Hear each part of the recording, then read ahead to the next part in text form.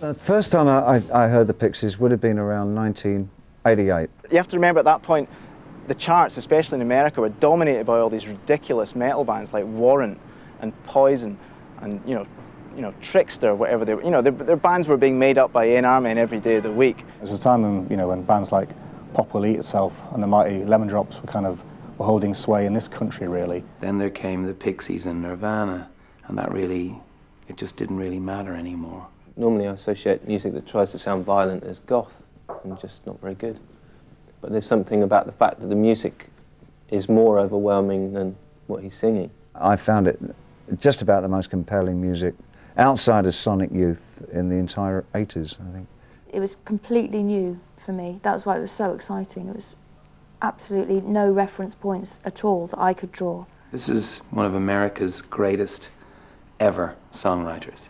And this is one of America's greatest ever bands. Well, we were just a school band. I mean, Pixies we'd talk about travelling up to London to see the Pixies and the Throwing Muses. Everyone who had a packet of Rizzlers had a Pixies album. And then suddenly everyone had a Pixies album. You could even pick the Stone Roses as a seminal band with the first record.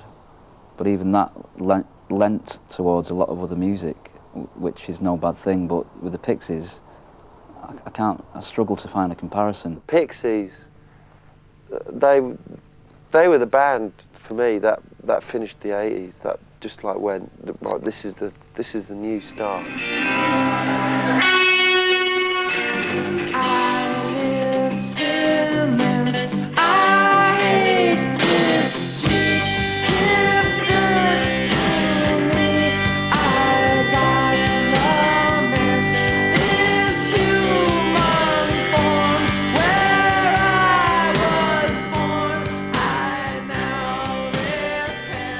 First met Charles in college, in UMass, Western Mass, and I was trying to study.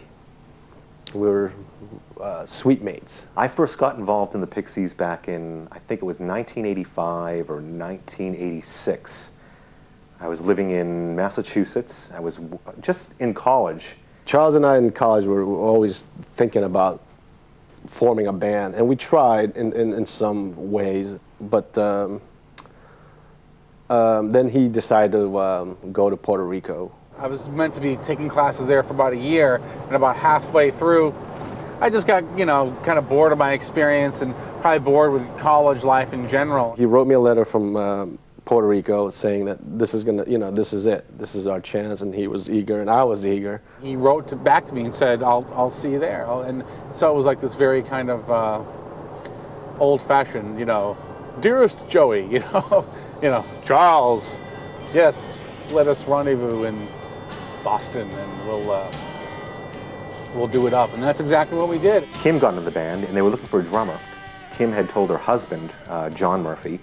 John gave me a call. I heard about it, and I went down to Cambridge to Kim and John's place. We played around. I just played on a little table or something. We jammed. And that was the beginning. That was the start. It was the original boom, original four. Hey, Dave! This is the first footage in America of the Pixies. 1, 2, 3, she's a real left-winger, 'cause she been down south and held peasants in her arms. She said, I could tell you stories that will make you cry. What about you? I said, me too. I could tell you a story that will make you cry. And she sighed, I said, I wanna be a singer like Lou Reed. I like Lou Reed. She said, sticking her tongue in my ear. Let's go, let's sing, let's talk. Politics goes so good with beer. And mama, hey, baby, why don't you tell me one of your biggest fears? I said, losing my penis to a whore with disease. Just kidding, I said.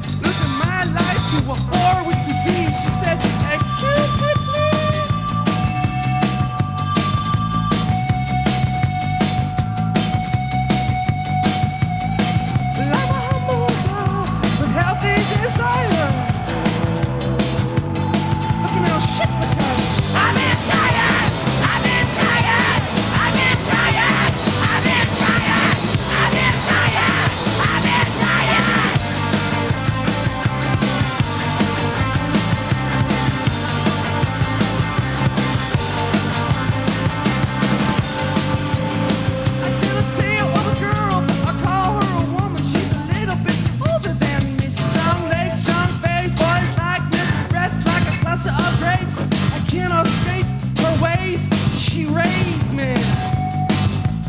She'll make you feel like Solomon, be one of your babies even if you don't go on. While we're at it, baby, why don't you tell me one of your biggest